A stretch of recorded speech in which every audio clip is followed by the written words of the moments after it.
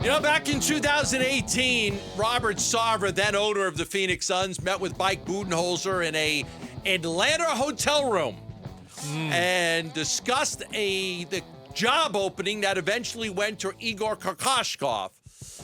Mike Budenholzer, big name, had a lot of success with Atlanta, but he wanted to coach Giannis. And he said it at the time. He goes, look, I'm interested, but if I get offered the Milwaukee job, that's my top priority. I'd love to coach Giannis. So the Suns liked him, but they didn't get him because obviously Milwaukee decided to hire him, and the Suns rebounded by hiring Igor Kokoshkov to be the head coach of the Phoenix Suns. That didn't work out very well, and Milwaukee hiring Mike Budenholzer did. It led to an NBA championship, of course, over the Phoenix Suns. He eventually got fired, was sat out this past year. And the Suns made a decision to fire Frank Vogel and immediately hired Mike Budenholzer, a Holbrook native from Arizona, a two-time NBA Coach of the Year, an NBA champion. They were quick with this one, Kellan. We said it last week. Don't you have something to say to me? Don't you have something to apologize for, Gambo? I told you last week. I did say I thought you'd be free over the weekend, but it didn't happen that way. I knew I think it was Friday, I found out, like, hey, this is going to come down by either tomorrow or Sunday, or maybe even later today is what I was told. So it got done quickly. They weren't going to interview a whole lot of candidates. They ended up basically just focusing on Mike Budenholzer and hiring him to be their guy. And so you go from Frank Vogel to Mike Budenholzer. And I think a lot of people seem very happy about it. A lot of people didn't want Frank to be the coach here. We even heard during game 3 in Phoenix, the fire Frank chants, at the game that, we were all at. Fire Frank was coming down from the rafters. The crowd, the fans didn't want him. Mike Budenholzer is probably the best coach you could get right now. So the Suns quickly jump in, sign him to a 5-year deal for over $50 million.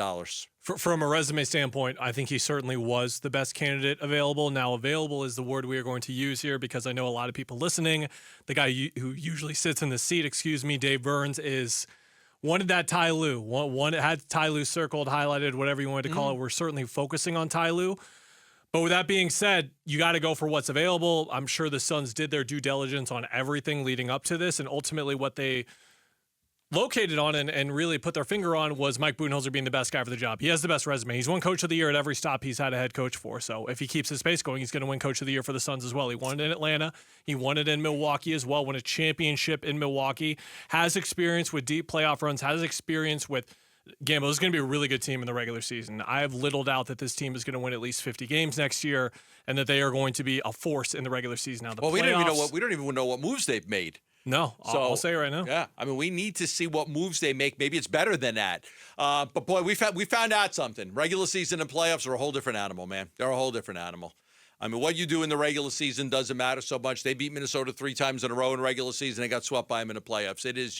It's just different. And I think everybody realizes that now. And what you do in a regular season, it's good for seeding and maybe some home court advantage. You can get that top 4 seed. But hopefully Mike Budenholzer is a guy that can have success in the regular season, but then also have what it takes to make the adjustments necessary to help this team. We all know the adjustment he made by putting Giannis at center against the Suns in the NBA Finals, and now that turned the tide of that series when the Suns were up 2-0. I do believe that had Chauncey Billups and Ty Lue been available, they are guys that would have been on the Suns' radar and maybe even got an interview. But it is about availability, and Ty Lue is under contract, and Chauncey Billups is under contract, and Mike Budenholzer's not.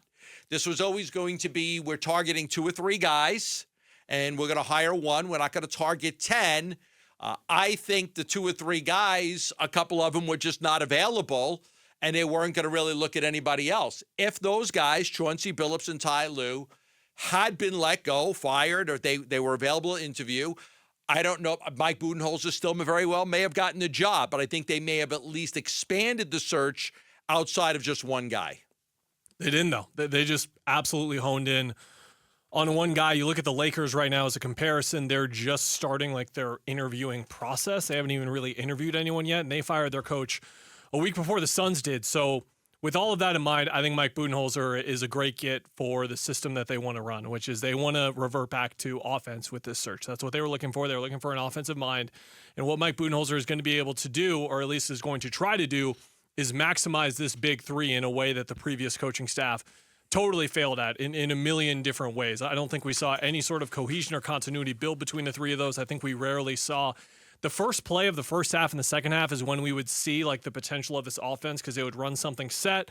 They would have Beal go here, Durant go here, Nurkic sets us here, he gets that there. All that stuff was happening, and there were so many threats on the floor the defense had to deal with, but the Suns never really took advantage of that fully, and Mike Budenholzer is going to get there. And Gambo, something that you reported is a big difference between Vogel and Budenholzer, they believe, is accountability, and that was my number one question with this hire going in. Accountability. They want Mike Budenholzer to hold these players accountable. Kevin Durant doesn't want to sprint to the corner. We'll make his ass sprint to the corner. He doesn't like going, below the break line. Well, tough, because usually when a team grabs a defensive rebound, two of your best players have to sprint to the corner. It doesn't mean they stay in the corner, but you have to have your two best players sprint to the corner. Why? Because it opens up spacing. It spaces the floor for the guy carrying the ball up. If that's Devin Booker or anybody else, that's what it does. But Durant doesn't like to do that. Well, hold him accountable. You don't have to sit in the corner and take all those shots, but you have to start there. Team grabs a defensive rebound. Your two best players sprint to the corner. They got to guard him. You have to guard Kevin Durant. You got to guard Bradley Beal. You got to guard Grayson Allen. So that opens everything up. I mean, Durant doesn't like to do it because it's work. It's hard work. You got to sprint. So I mean, but now it's up to Budenholzer to hold these guys accountable. This is what we're going to do. I know you may not like it, but this is what's best for the team. Durant likes to be below the break line, but he doesn't like to be below the break line. He likes to be even with the ball and be able to maneuver from there. But I do think accountability, from everything I heard, that is the most important thing right now, is to hold these players accountable. So that way it's not the players running everything. Kevin Durant even said it. The coach is the leader. Well, now hopefully you got a leader in town. Yeah, and I pegged it on the previous coaching staff with the system, but I think the coaching staff wanted to run a system like that. They just couldn't get buy-in from the players. They couldn't get it. Execution from the players, and that's where this Suns team has to be different, because I wasn't really able to fully diagnose the problems with this team because I couldn't get beyond fourth quarter execution, which is just, again, the ABCs, turnovers, again, very simple, and just effort and sustainability. They couldn't really get past that long enough for you to really really observe this team and break down exactly what is wrong with it and what needs to be corrected. And I believe we're going to get there next year. I believe we're really going to see not the full capabilities of this team. I'm certainly not going to go that far, but they're going to have a really good base to work off of, and that's what Mike Budenholzer is really going to offer. Yeah, hopefully players will buy in. I think that, and Matt Ishby has got to send that message too. This is our coach. We're not changing coaches every year. This is our coach. Because he's going to be paying two coaches right now. Could have been three if Monty didn't sign with Detroit. At one point, Robert Sarver was paying four. He was paying Scott Skiles, Frank Johnson, Danny Ainge, and Mike D'Antoni. So when he came in, he had three coaches that were already getting paid, and he had D'Antoni. So at one point, he had to pay four guys. You're paying two guys right now. But I think it's imperative on ownership and management to tell the players, too, this is our coach. You don't like him tough. Like, I'm not changing coaches in a year. Like, we're not doing it. This is our guy from now on. This is going to be our guy. Maybe that'll make a difference. Thanks for watching Burns and Gambo. Click to see more from the guys and hit the button in the middle to subscribe so you never miss a video from Arizona sports.